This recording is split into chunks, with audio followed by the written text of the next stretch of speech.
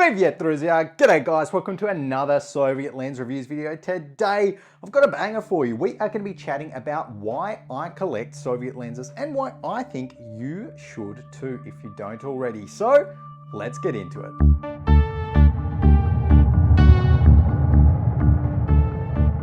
Okay, the number one reason is Soviet lenses are very usable on today's modern mirrorless digital cameras. They are absolutely fantastic to shoot on, and in fact they're better today than they ever have been because of course back in the day, you didn't have manual focus aids, you didn't have, focus peaking, you didn't have sensor shift stabilization or ISOs that could go up to 6400 without any issues. So shooting Soviet and just generally vintage lenses on modern cameras is fantastic, and of course Soviet in particular, because Soviet lenses, they are traditionally very, very sharp and very capable of resolving high detail. Pretty much any Soviet lens that I have used, outside of a few like the maybe near one sure, can be used to shoot 4K video or even a nice 24 megapixel shot. You can print it big. I've got a 1 meter print with my Industar 52 that looks absolutely crisp, super sharp, and at the end of the day, you're going to get a very high level of image quality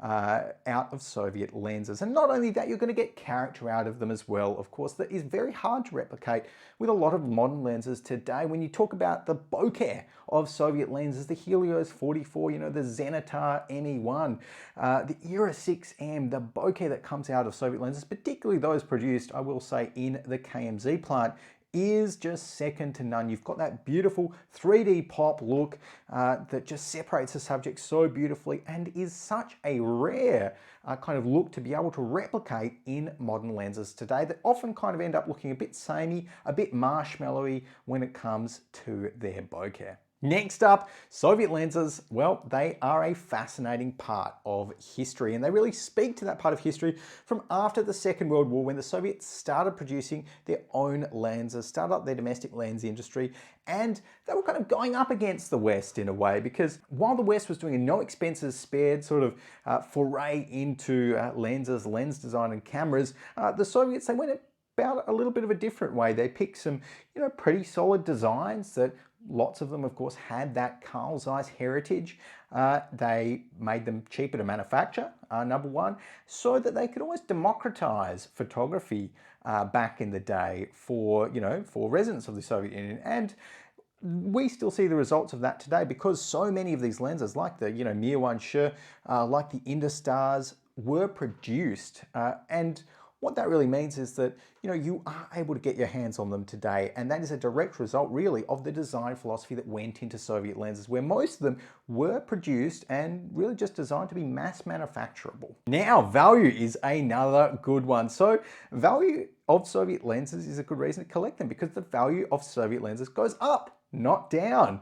And I can speak to that. I've got a Mir 24M that I purchased for, I think, about $300 US a couple of years ago. Now $400 minimum US dollars.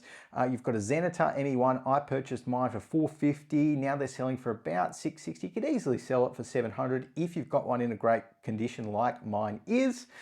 Even the Mir 10A that I'm shooting on today, I think that's gone up in value quite a bit. I purchased mine for about $470 US now. Easy 700 if you've got a great copy like I have. And that's it at the end of the day. The fact is that, the Soviets, they're not producing any more lenses. They're not around anymore. So the supply in the market is never going to go up. And well, if you know supply and demand, that means that the demand is only going to go up from here as lenses, start getting kind of maybe broken or thrown out. There's going to be less and less, and so value is going to continue going up. Now, the fourth reason I collect Soviet lenses is because, well, they are indestructible. They do not break practically, and that's a pretty important factor for me. I'm a bit clumsy at times. I've dropped my Mir 24M onto the pavement from a very high height onto concrete, and to be honest, I think the concrete was worse off after that little interaction there.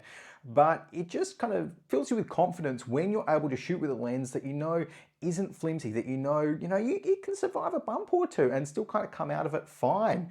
That's what these lenses were designed to do. They were designed to be pretty sturdy. And when you compare it to today's lenses, I think Ken Rockwell, he's written about this many times. When you'll open a lens today that might be made of plastic, and it just kind of shows that when you buy a modern lens today, it's almost like you're buying a service, because at the end of the day, once that service stops working, once the mount stops being supported, once the lens firmware stops being supported on your particular cameras, then the lens almost ceases to work completely, particularly with modern lenses that don't have proper focus or proper aperture rings that are all electronically controlled. As soon as that stops working, then you just got to throw it out. Whereas with Soviet lenses, they will always work as long as you treat them well, and I think that speaks highly of I think vintage lenses in general. Next up, no one collects them. Well, relatively no one collects Soviet lenses, so it makes it interesting.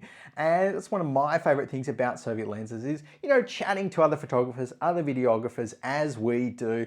And, you always compare gear. Oh, what are you shooting on today? And, my friend Bobby might say, well, I'm shooting on the AFS Nikkor 24 to 70 millimeter f2.8 ED VR lens. And it's like, okay, well, that's cool.